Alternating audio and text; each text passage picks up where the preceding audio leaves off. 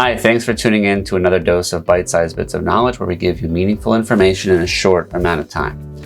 Today we're finishing up the intellectual property discussion. We're talking about patents. Patents are pretty cool.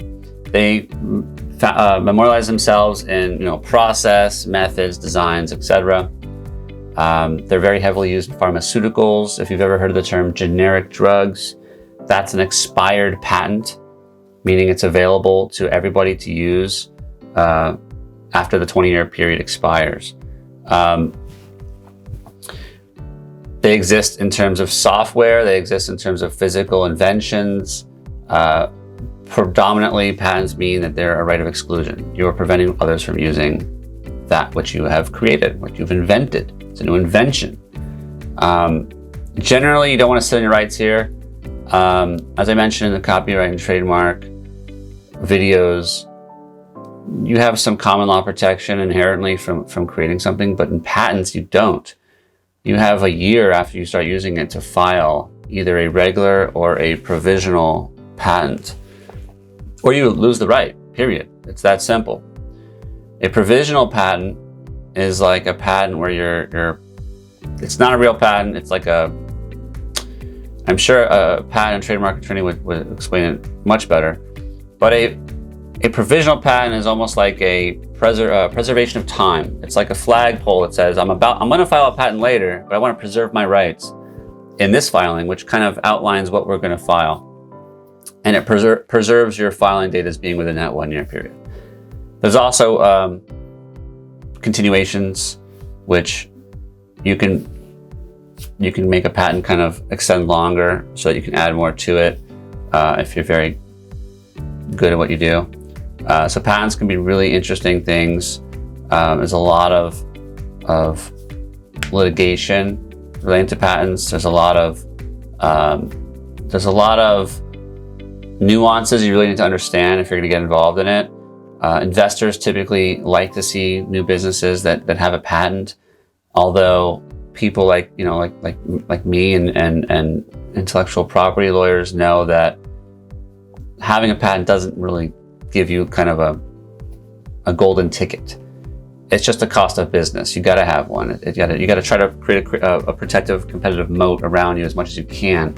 It just might not be as protective as you may want it to be or think it is in the practical reality of patent litigation. To give you an example of that practical reality, the USPTO is the office that you work with to get a patent through the admitted, and that's maybe a few handful of people, that are going to look around to see if there's other things that pre-exist, or if there's other issues, and then you get a patent, you're awarded a patent, you're very happy. But in practical reality, if you have a patent and you go and you try to approach a Google or an Apple, they're going to put probably 20 of the smartest Harvard law graduate patent lawyers on it to find a problem. And they might prevail. So, it's not like a golden arrow or silver arrow that you're going to just get Google and Apple to buy your patent because you have one. So just understand that they're costs of doing business. You need to have one because it protects you more than not having one. Certainly, getting a good lawyer can help to maximize the protections that you're getting in the patent. But just keep kind of your expectations managed that resources are what they are in these big companies, and hopefully you can prevail in a patent infringement case. It doesn't take years and years and years of litigation and an exorbitant amount of money. But again, you got to have it. You just got to have it. If you're a new business and you can afford to have one, you should get one. The last thing I would say is monetization. You can, like copyright and trademark, you can sell a patent. You can, give me cash, I give you the patent, I assign those rights over, or you can license it to others. It could be, licensing can be, a term of years. It can be certain jurisdictions. It could be certain types of mediums, as I mentioned in the other videos. For example, when you download software, you're licensing software.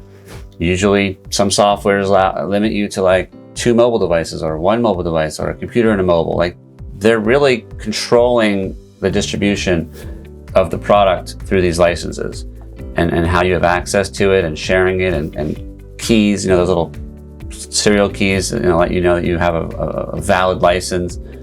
There's exclusive, there's non-exclusive, just like the copyright and trademark stuff. So I know a lot about this stuff, but I know enough to hire a person who only does this kind of work, because you need to have that person on your team. It's an investment, not an expense. So that concludes the intellectual property discussion. Thank you again for stopping by. Don't forget to download our free business planning stress test. It's linked below in the description, and stay tuned for more.